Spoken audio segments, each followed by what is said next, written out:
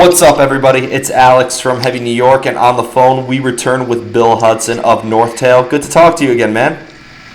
Good to talk to you, brother. Yeah. How are you? Doing good. Isn't it kind of weird because the last two times we spoke, it was at NAMM at like the exact same spot at the ESP booth. Yeah. Those were always interesting interviews. It's like, wow, didn't we say this here last year? That was awesome. Yeah, it was a deja vu, and the thumbnails look identical. Have we been wearing the same shirt, people would have thought I re-uploaded the same thing. That's good. Yeah, that's probably. Yeah, but it's probably wearing a beanie though. But before we talked mainly about like your entire work, but for this interview, I kind of wanted to focus a lot on NorthTale, being that Welcome to Paradise, which came out around last year. Was this debut album kind of representative of what the future of NorthTale is going to sound like, or is this just still the beginning? It's a good representation of the basis of the music, if that makes sense, because actually, right, I happen to, because of the quarantine, I happen to be working on the second album, and I would say I'm already, I don't know, maybe a third of the way done. Wow. Well, when I say done, it's with the writing, not recording, of course, producing. I'm just demoing stages before I send it to the band, And what I'm being very adamant about is to stick to that style, still have the fast and happy choruses and all that, because that is my favorite thing about the music. But expanding, there's going to be a lot of heavier stuff on the new album that I'm trying to make work out with those types of vocals without sounding forced, But the basis for the music is always going to be that, man, the happy power metal, the happy uplifting melodies and all that. Yeah.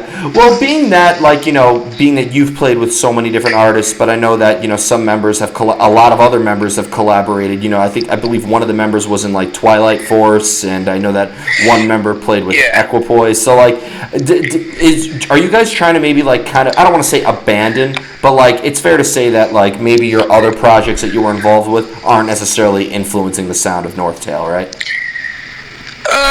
Probably not. For all of us in the band, and I mean, obviously I can only speak for sure for myself, but that's what the other guys seem to say, is that NorthTale is our chance to, like, be in our band as opposed to being hired guns for somebody else, you know what I mean? Mm-hmm. Because, that we all made a career. Despite, like, our drummer Patrick, he played for Yngwie Malmsteen 15 years, and then he went on and played for Wasp, and he still plays with Impellitteri. But these are like gigs, like it's Impellitteri, it's not Patrick Johansson, It's the same with me when I play with Doris. Doris, not Bill Hudson. So NorthTale is kind of like our baby in the sense that we get to write the music and make decisions. Yeah. And as far as what the music is like, then I have to say it's a very selfish thing for me, because it's basically the music I always wanted to write, personally, Yeah. Is it fair to say that maybe, like, this is, like, the most creative freedom that you've had in a way? Yes, absolutely. It is the most creative freedom I've ever had in my life. It's also it's not the first album I play on, but it's the first time that I wrote for me. It's the first time I wrote and did everything just the way I wanted it to be, without having to worry whether or not people are going to buy it or not, Yeah. And what I find unique is because, I've talked about so many artists playing with, like, different bands, but, like, I mean, you're playing Morbid Angel songs in one group, you're playing with Doro, like, the next, and, like, Trans-Siberian Orchestra, like, is it almost kind of like it has to almost feel like playing a different instrument at this point, right? Because NorthTale is very different from, like, a lot of the other stuff. Yeah, but I also bring a lot of influence from it. I have to say, it's maybe not direct influence like with riffs and stuff, but like when it comes to songwriting, like I can think of more than one instance that I was like stuck on a song, and then I thought of like an accept song that I had to learn for Udo, and be like, oh, this is what they do here. Maybe I can try that, and it worked. Mm-hmm. But as far as it's funny, man. I get asked about this a lot, and I never have like the real answer because to me, Morbid Angel, Doro, Udo, whatever the hell it is, it's kind of all the same in the way you perform. Maybe there's a different way to pick the notes, or maybe this band uses intervals that are a little more dissonant, but at the end of the day, it's kind of all like just banging on the sixth string of the guitar. Maybe there's a similar fulfillment from playing it. Yeah, absolutely. Oh, yeah, absolutely. That's the one thing that when people talk about not liking a certain genre, I don't understand. Because for me, it's as fulfilling to play death metal as it is to play pop. Like it's all music. Yeah, it's an expression of who you are, and it's a creative outlet. So exactly. Even if a lot of the time I'm actually helping someone else's vision come to life, which is what I try to change with NorthTale. Mm-hmm. Well, when it comes to getting inspired to write music, do you almost, because you mentioned during this time of isolation, every artist that I've interviewed since this whole thing happened says that they're on a creative roll during this time. It's a great time for creativity. Do you almost need to put yourself in a certain room and be kind of alone, or does inspiration or ideas sometimes just come out of nowhere? It's been like that for me lately. I've been getting inspiration from random places and random things lately. I cannot say that it was always like that, and I'm not. And as much experience as I have playing in other bands, I don't have a lot of experience writing albums. It's only my second album, so it's definitely been easier and more inspiring to write this album than the first one was. The first one was a lot of stuff that I had laying around since I was a kid. Whereas now, like for example, I am feeling very inspired by the situation with the world right now. Meaning, all these things that we see on the internet, dolphins in Venice in Italy, or animals sleeping on the side of the road. The idea that Earth is healing itself, that's become a little bit of a talking point and almost a meme right now, but that's actually inspired me a lot. And I'm that it inspires sounds, it inspires chord progressions. When I think about, to be specific, when I think about something about what we're doing to Earth, I want to write things that are more major sounding as opposed to darker stuff. So I think that kind of thing inspires you without even you thinking. Yeah. Now, I've always mentioned before, how different of a mind frame it is playing, with so many different projects. I probably asked that, the other two times I've interviewed you. But, Yeah. But, it's one thing to be able to play live, with the musicians that you have. But it's another thing, songwriting, I almost feel it's a completely separate talent altogether, right?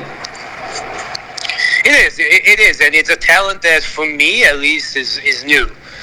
I've written for artists before, but one song here, there. To be able to come up with and conceptualize and write, it's a completely different thing. And I'll tell you more, man. Not everybody's good at it. I can tell you. Well, I'm sure you know it too. A lot of musicians that are really, really in big bands, but they cannot write a tune to save their life. 100% agree. There's a certain vocalist, he's been in the biggest band in the world, but every time he tries to do something original, people just don't connect with it, and it happens. And for a while, to be honest, I thought that was me too. I was I'm just never going to be a songwriter, and that kind of changed. I realized I'm not the best, but what I wanted, and it resonated with some people. But if it didn't, I wouldn't take that personally because I see it all the time. Yeah. Well, no, I think in the end, first of all, I think that's great that you finally are writing your songs because, like, I mean, I've heard the stuff that you've done previously, but like, is it fair to say that maybe NorthTale, not to discredit the other bands that you were involved with, but is it fair to say that maybe NorthTale is probably the most connected you felt with a collaboration? Oh yeah, oh yeah. Absolutely, with no doubt about it at all. It is the most important thing I've ever done. It's the best, To me, it's the best thing I've ever done too. But it is. It is. NorthTale is what my music sounds like. There's not a single thing on that album that I didn't approve that wasn't exactly what I wanted. But you mentioned that for the stuff on Welcome to Paradise, you've had this material for like a while. But what people hearing on this album? Is this how it originally was written, or has it changed in the course of releasing it a couple of years later? No. It's changed. It's changed quite a bit. There's a song. An example. There's a song called "Follow Me," which I used in like one of my first bands, like just it was one of our songs, but the lyrics were different.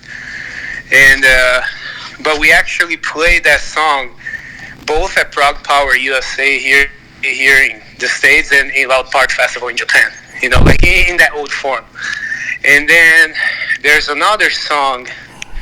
Well, there's a lot of pieces, like the stuff that I had when I was a kid. I was like, oh, I'll never use this, but there's nothing that I kept the exact same way. No, that it's got a lot of the identity of the people in the band too. Yeah, it's good that you're finally releasing it because aren't you always worried that the stuff you scrap or the stuff you never use will be a B-side one day and just be the biggest hit you'll ever have?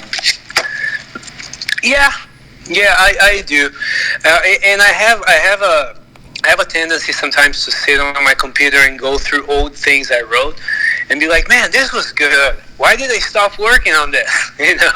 Yeah. So there's some of it actually in this album. There's a song that I've been fucking with for like, I don't know, man. It was supposed to be for my solo album. Then I tried to give it to Udo, but I didn't finish it. Then I went back to my solo album, and now I finally made it into a NorthTale song. And I'm like, oh, it was meant to be this the whole time because now it's perfect, Yeah. How do you know what belongs with what? I'd imagine that also has to be complicated, right? When I'm composing? Yeah.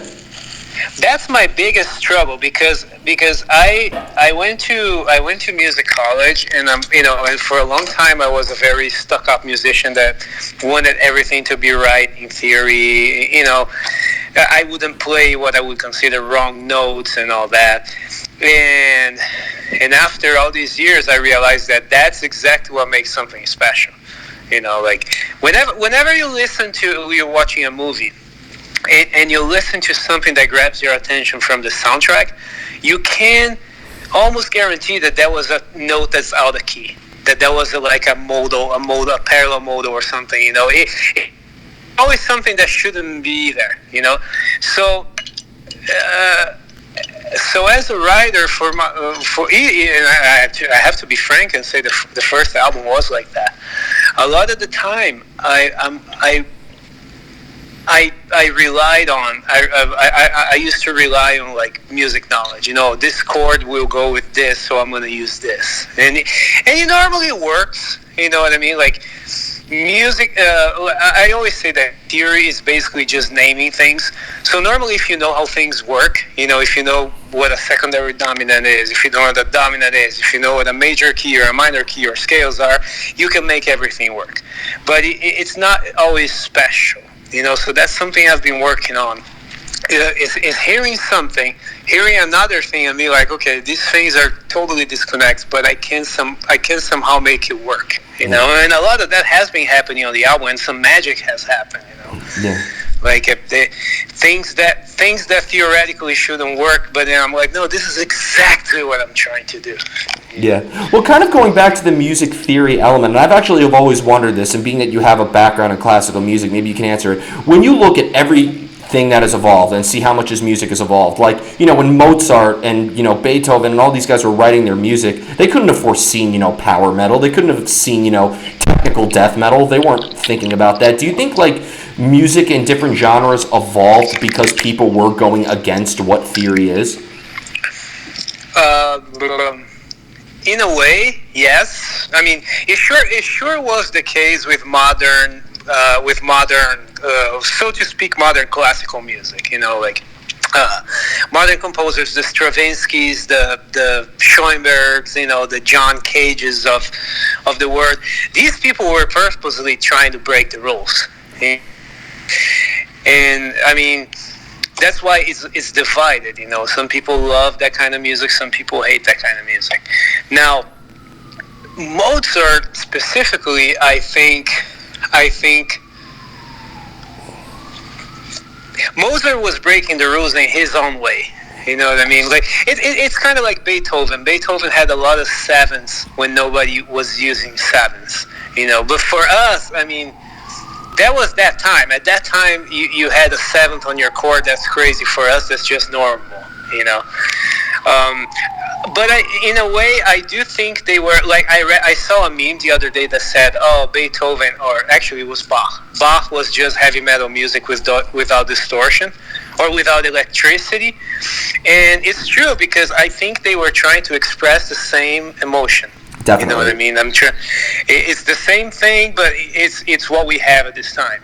Yeah, I've noticed that metalheads. I do think that. Yeah, metalheads have the greatest appreciation for classical music.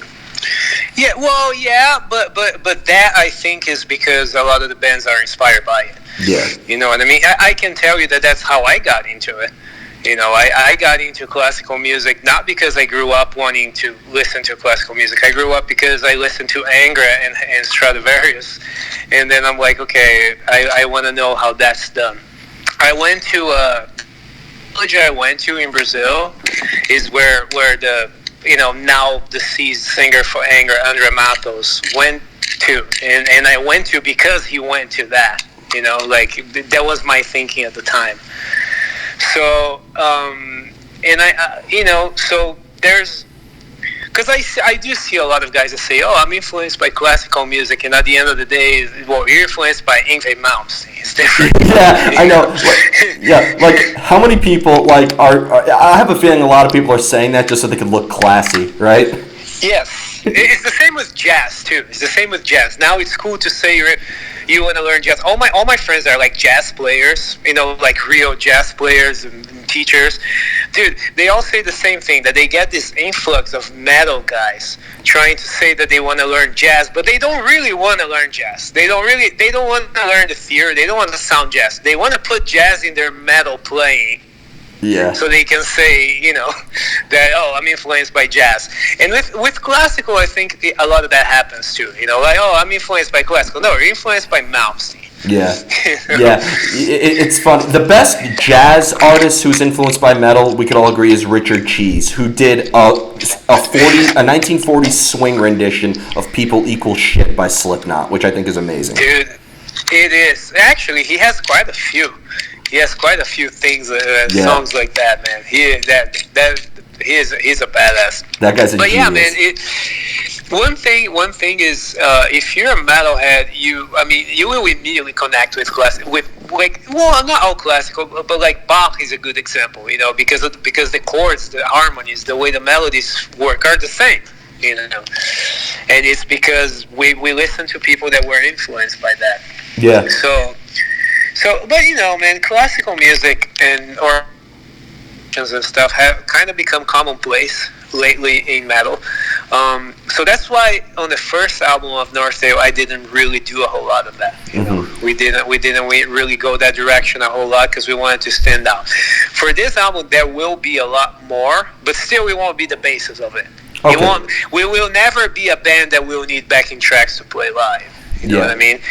Like we will have a song or two, but never, we need these 6 tracks to be playing with us in every fucking song. Yeah. No. And that led me into And that led me into my final question. Actually, Because, from listening to this album from front to back, I've always thought that Follow Me had a very different vibe than Shape Your Reality or Everyone's Star or Playing with Fire or something like that. Are all these songs, like, representative, like, in your guitar work? Is that almost representative of, like, an emotion that you were feeling at a particular time? Because I noticed power metal, like, almost kind of like, and I know you're not the vocalist, but I always know dabbles into elements of, like, fantasy and, mythology and all that. But like, is I almost feel like that this is such a true emotional record. Is it representative of maybe what you were feeling at that particular time? It is. It really is. Well, the songs you mentioned in particular, "Shape Your Reality." First of all, it is like "Shape Your Reality" is proof that the how do you call it, the law works. Because it is a song about shaping your reality, about making things happen the way you want. Now, I may not be the vocalist, but I did write the lyrics. And I wrote that song before I even had the vocalist. And the original demo has my own vocals, and which is terrible. but the melodies and the lyrics were there, and that song, says exactly that. That whatever you say your mind to, you can achieve. You just have to make the right moves. Now, oddly enough, when I wrote that song, what I was trying to shape, the reality I was trying to shape was a band. Because I was very frustrated because of what I said in the beginning of this interview. A great career, touring the world, but basically being the one guy that nobody cares about, being the one guy getting the paycheck and shutting up. And I was like, fuck, I wish I could have my own band, And then I started writing this song, and I had the melody, and I was like, shape your reality. That's what I should do, shape my reality. And that was the first song, and that's the song that literally gave shape to the band. That's amazing. So it was the first thing I wrote, and it worked, Now, Follow Me, I didn't write the lyrics for it, but Follow Me was initially written with a completely different set of emotions. I was in a band called Celador at the time. It was my first band here in America. We were on Metal Blade, and they were pushing us pretty hard. We went to Japan. We played with Heaven and Hell in Japan. We toured with Trivium. We toured with All the Remains. We toured with Bullet for My Valentine. They really wanted to make the band happen. This is 2006, but we were a bunch of idiots. All of us. Everyone in the band was a retard, and we couldn't get our shit together. We couldn't get anything going. We would drink too much. We would spend all this money on bullshit, But the thing is, I really didn't get along at the time with the band leader. And I wrote this song kind of like making fun of him for the band, under his perspective. The original chorus was him singing, like, follow me now, I will lead you forever. and then I brought the song to NorthTale. I was like, okay, we need to change the lyrics, but I cannot sing another set of, because I've had this for so long. So I gave it to Christian. He wrote the lyrics that are in the album, and it's funny because those lyrics are absolutely fit what's going on right now. It's what is the part that I really like is like the human. Why do we destroy us and why do we destroy all and think humans are superior, polluting our seas and the sky? It's stuff like that. Yeah. It was a different set of emotions. And then, there's another song called If Angels Are Real, which is the same sort of fast-paced power metal song as Shape Your Reality, as Follow Me, but I wrote that for a friend who died. So that's a completely different dark subject, but it's still the same sort of song. So I think each song is sort of a snapshot of a moment, like Rhythm of Life. We wrote that after watching the Queen movie, because they were talking about the do-do-da, do-do-da from We Will Rock You. I'm like, let's write our own song with our do-do-da, and that's Rhythm of Life. Well, do you find it harder, I wanted to bring that up because you mentioned capturing a moment. Do you find it the longer you're working on something, the harder it is to kind of maintain that moment? Yes. That's something I'm discovering slowly too. There's a lot of songs that if I don't finish within a certain period of time I just forget about, But then, you sometimes go back to it and find it, like it happened with so many songs in this album. It's a little, there's a song that I'm writing right now for the album, okay? And it's going to be a long, epic song, which we don't have on the first album. It's going to be like a 12, 13-minute song. And I've been writing this over a few months. And each part of it sort of like reminds me of what I was thinking at the time, It's very interesting. It's very interesting because it's got different vibes to it. That's why it's so long, And I'm like, okay, this is when I was pissed off that day. This is when I was in a better mood. It's interesting. Yeah, I gotta say, when I first heard "Welcome to Paradise," what made you stand out from every power metal band is that most of the songs were under 5 minutes. When I first heard, that you were working on a power metal album, and I was, gonna listen to it, and review it and all that, I was like, wait a minute, these songs are not 17 and a half minutes long. Holy shit. Yeah, well, they're still not gonna be. It's still gonna be short songs, but there's this one long song that I wanna do. And the subject is related to what's going on right now too. As I was telling you, the nature, kind of sort of healing itself and all that. Yeah. All that. So it's turning out to be this long, epic song. But all the others are just a short. Like, to me, I always say, man, if you cannot say something 3.5 minutes, you don't know what you're talking about. Thank you for saying that. You should start a hardcore band now, because a lot of hardcore musicians would appreciate that. It's true, man. It's true. Don't bore us. Get to the chorus. Beautiful. I love it. And so before we go, I want to thank you so much for your time. It's always great talking to you, Bill. But obviously, thanks to a certain virus that shall not be named, because I don't want to give it any promotion. But can we be, obviously when all this is over, can we be expecting some more touring from NorthTale in a way? Like, can you be coming here to New York one day? Oh, absolutely, dude. Absolutely. Yeah. Soon, we're working with the booking agent right now. As soon as we can tour, we will be. We will play everywhere. Hopefully, New York City too. Awesome. Yeah, man. I hope so. And you stay safe, man. Shit is really crazy out there. Yeah, we'll be fine. We'll get through this. Yeah, man. Thank you so much. Thank you for the opportunity, and for your listeners. If you haven't heard us yet, you should go listen to us. Go listen to NorthTale. Welcome to Paradise. Yep.